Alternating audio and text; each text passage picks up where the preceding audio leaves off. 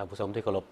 ตลอดระยะเวลา77ปีแห่งการเติบใหญ่ขยายตัวของกองทัพประชาชนลาวตั้งแต่มือที่กำเนิดจนมาถึงปัจจุบันนี้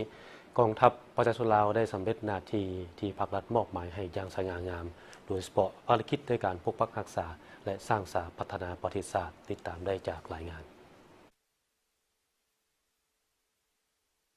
ลาวได้รับการสร้างตั้งขึ้นในวันที่20 มกราคม 1949 อยู่เขตทีมันทำแม้เขตลาวหุงเพียงสาเมืองเชียงข้อแขวงหัวพันโดยประธานไกรสอนพรหมวิหารเป็นผู้ประกาศสร้างตั้งและเป็นผู้บัญชาโดยกงการสร้างตั้งกองทัพประชาชนลาวเป็นเหตุการณ์ประวัติศาสตร์แสดงให้เห็นถึงบาดก้าวการขยายตัวของการปฏิวัติการเติมใหญ่เข้มแข็งของกำลังประกอบอาวุธปฏิวัติเป็นกำลังหลักแรงให้กระบวนการต่อสู้ของประชาชนลาวทั้งเป็นการตอบสนองความเรียกร้องต้องการของภารกิจต่อสู้กอบกู้เอาประเทศชาติออกจากการหุกหานของจักรพรรดิลาเมืองขึ้นแบบเก่าและแบบใหม่ผ่าน77ปีแห่งการปฏิวัติต่อสู้ปลดปล่อยชาติก็คือระยะปฏิบัติภารกิจปกปักรักษาและสร้างสรรค์พัฒนาประเทศชาติกองทัพประชาชนลาวได้สืบทอดมูลเชื่ออันพิราฐานของวีรบุรุษภายใต้การชี้นำพาอันสลาดซ่องใสของพรรคกองทัพนับได้รับการปรับปรุงก่อสร้างเติบใหญ่ขยายตัวทางปริมาณและคุณภาพมีความองอาจกล้าหาญบ่หวั่นไหวคลอนแคลนต่ออุปสรรคใดๆยิงสู่หบยิงเติบใหญ่เข้มแข็งยิงตียิงได้รับไสชนะนับแต่มือได้รับการสร้างตั้งกองทัพประชาชนลาวได้กลายเป็นกำลังหลักแรงในกระบวนการปฏิวัติต่อสู้ของประชาชนลาวบรรดาเผ่าต้านจักรพรรดิผู้หุกหานโค่นล้มระบอบศักดินาสร้างตั้งระบอบใหม่ปฏิบัติภารกรรมที่พรรคและประชาชนมอบหมายให้คือสืบต่อปกปักรักษาสร้างสรรค์ประเทศชาติกองทัพประชาชนลาวกำเนิดมาจากประชาชนโดยประชาชนต่อสู้เพื่อความสมบูรณ์พูนสุขของประชาชน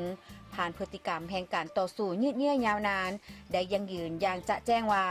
กองทัพประชาชนลาวแม้นมาจากประชาชนโดยประชาชนและเพื่อประชาชนภายใต้การนำพาเด็ดขาดโดยกงและรอบด้านของพรรคประชาชนปฏิวัติลาวกองทัพประชาชนลาวได้รับการฝึกฝนหล่อหลอมจากพรรคยามใด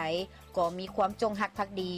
มีความบริสุทธิ์ผุดพองมีความเด็ดเดี่ยวเหนียวแน่นมีระเบียบแบบแผนที่เข้มงวดมีความองอาจกล้าหาญมีน้ำใจเสียสละอันสูงส่งเพื่อชาติเพื่อประชาชนอย่างแท้จริงกองทัพเป็นเจ้าการปฏิบัติเวียกงานป้องกันชาติป้องกันความสงบทั่วปวงชนรอบด้านเหตุให้ประเทศชาติมีความสงบโดยพื้นฐานกองทัพได้สุ่มใส่ปรับปรุงก่อสร้างกำลังปัจจุบัน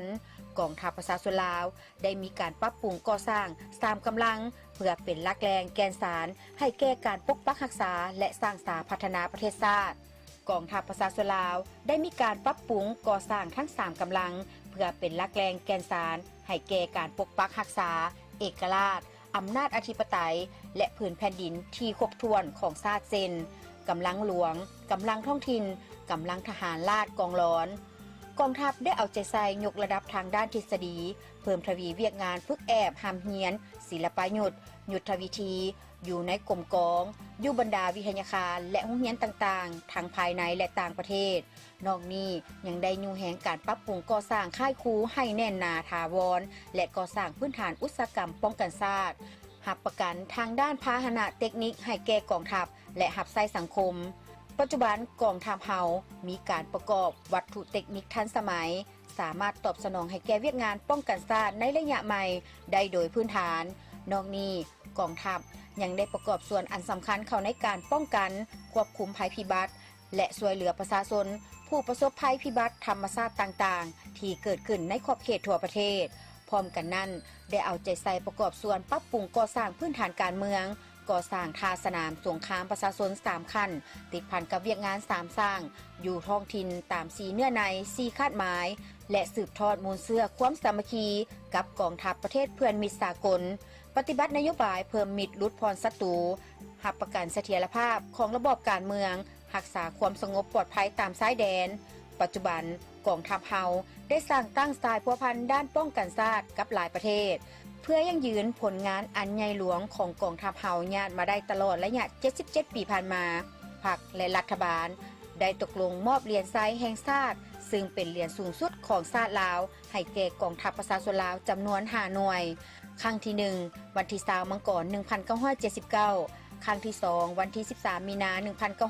1988 ครั้งที่ 3 วันที่20มังกร1994 ครั้งที่ 4 วันที่20มังกร